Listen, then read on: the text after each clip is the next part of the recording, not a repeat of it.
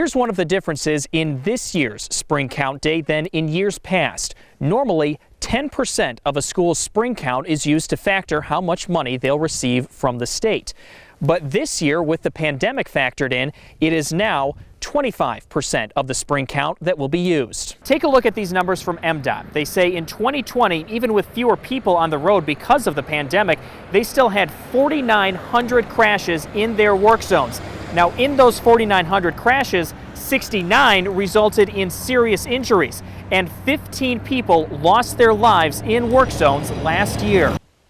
Whitney, good afternoon. Behind me is what used to be Sanford Lake, and the property we're standing on was lakefront property a year ago, but that has all changed in the years since. Many people here can still tell you exactly where they were in the exact moment in time they found out they had to evacuate their homes in either minutes or seconds because floodwaters were rushing downstream. And everywhere you look here, you can still see signs of that flood, but also signs of progress as people work to rebuild and also look back on the lessons learned from this 500-year flood.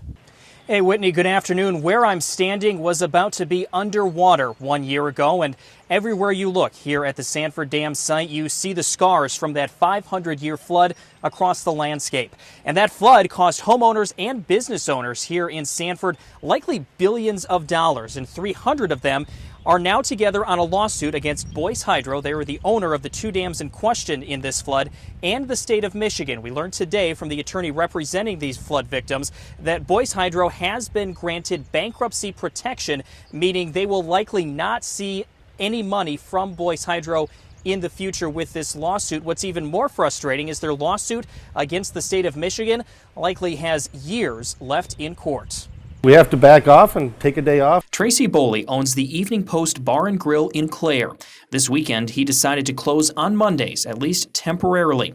He says his staff, which is already stretched thin, could use the break. We just got to the point where we have a great staff and they're doing a good job, but we're so short of staff that they're working 6 and 7 days a week, and sooner or later it wears on people. It is just help wanted, help wanted, help wanted everywhere. But it's not just staffing. Getting food and supplies is also becoming a challenge for restaurant owners like Jim Holton in Mount Pleasant. We're closed today and be closed tomorrow. Not normally closed on Tuesdays. We just don't have the labor force to open up. And other things you're going to start seeing on our menu is, I'm sorry, we're not going to have ribs this evening. I'm sorry, we're not going to have beef brisket. We're not going to have these items because if we can't get them in, we just can't have them on the menu. Restaurants say extended unemployment benefits aren't helping. They've extended all this stuff through the end of September. So what they've done is they've taken the tourism out of northern Michigan for the summer. Because if we can't staff these places, these people aren't going to come north and wait in line for 4 hours to get into a restaurant. Many restaurants feel they're left with little choice other than moving forward as best they can. You know, I can't afford to close down right now all the way. I don't want to lose the people that that have been with me through this whole shutdown period, you know, my key staff, and so we need to find a way to make it work. I thought, this is what I do, and it's what I've been doing for years. It was Friday afternoon when Jay Gross went to his car and broke down. We're not going to lose this kid. I don't think they realize what kind of fighting parents they've got. He posted this more than 10-minute video to YouTube Sunday, begging for help finding his son the mental health care he desperately needed after 2 weeks at the hospital in Elma. I thought, you know what? I'm mad enough. I threw the camera up and I just let her rip. As we got to day number 14, enough was enough.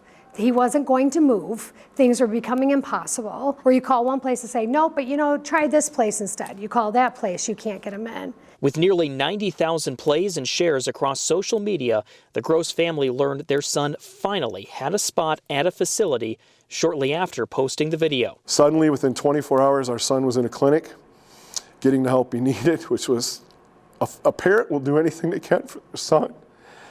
I know it probably ruffled feathers. I don't care, because I'm not blaming any people, any individuals. My wife's not blaming. We're not angry at anybody. This system is so broken. And Jay and Joanne say the approach to mental health and the system around it must change. I spent so much time doing things that I didn't need to do. And our son sat, and he sat. People are reaching out left to right to help us. We've heard from senators, we've heard from reps. And I keep looking at this and I'm going, it took a video on social media to do this, and after 14 days, I'm mind blown.